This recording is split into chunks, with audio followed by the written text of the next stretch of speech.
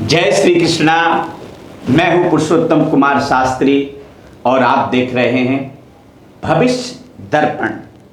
भविष्य दर्पण में आज हम बात करते हैं भगवान श्री कृष्ण के जन्माष्टमी के विषय में कि कौन से लाभ मिलते हैं भगवान श्री कृष्ण जन्माष्टमी व्रत रखने से एवं पूजा करने से।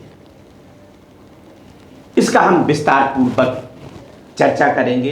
सबसे पहले कि श्री कृष्ण जन्माष्टमी व्रत करने से क्या लाभ मिलता है। लोगों के अंदर में होता है कि बस हमने व्रत रख लिया, शाम को भगवान की आरती कर दी और पारायण कर लिया। व्रत का मतलब होता है कि अपनी इंद्रियों की साधना करना, मन से, वचन से और कर्म से, तीनों चीजों से जब आप व्रत रखते हैं कि आपकी इंद्रियां बिल्कुल एक सात्विकी विचारधारा में हो, मन आपका भगवान के प्रति आकर्षित होना चाहिए। जब एक हमारे घर में बालक जन्म लेता है तो हम सारे काम धंधा व्यापार छोड़ करके हॉस्पिटल, घर और परिवार में लगे रहते। अरे आज तो जगत के पालनहार का जन्मदिन है। उस दिन आपको रोम रोम भगवानमय होना होता है। जब हम व्रत रखते, मन को बिल्कुल, व्रत का मतलब है कि क्रोध को त्याग देना, शत्रुवत भाव को त्याग देना, समर्पित भाव, समर्पण भाव को उत्पन्न कर लेना, उसी का नाम व्रत है। अक्सर लोगों के अंदर में होता है, लोगों को नहीं पता होता है कि भाई किस तरह से व्रत का यही है कि मन से, वचन से, कर्म से भगवान के प्रति समर्पित होना और भगवान श्री कृष्ण जी की पूजा करना।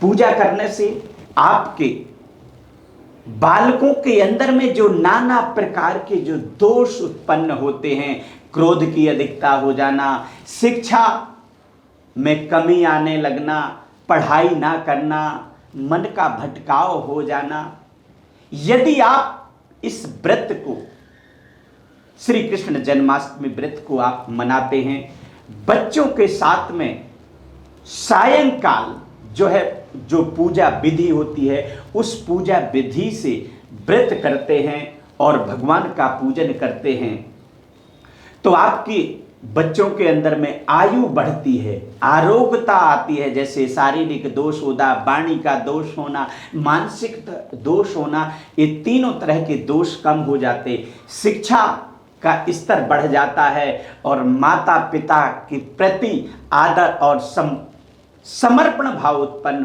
हो जाता है, भगवान के प्रति आस्था उत्पन्न होने लगती है। और कहते जाम जथाम प्रपद्यन्ते ताम तथाम भजाम्यहम्।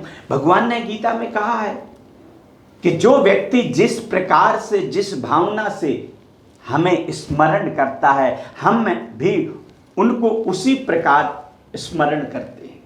तो यह जो श्री कृष्ण जन्माष्टमी है, ये व्रत का मतलब ये नहीं कि भूखा रह लिया, शाम के फलाहार बना करके खा लिया, भगवान की आरती कर दी, व्रत हो गया। आपको मन से व्रत रहना होता, आपको वाणी से, वाणी में कोई अपवित्रता हुआ शब्द नहीं होना चाहिए, वाणी के अंदर में कोई गलत शब्द प्रयोग नहीं होना चाहिए। इन चीज़ों का विशेष ध्यान दिया जाता है और सायंकाल पूजा करके घर परिवार के साथ में उत्तम वस्त्र पहन करके और प्रसन्न चित्त, उत्साहित होकर के सायंकाल भगवान की पूजा करें और आरती करें और जो विधान होता है वो प्रसाद बांटें और स्वयं खाएं, तो आपके घर में साक्षात नारायण का वास होगा। जय श्री कृष्ण।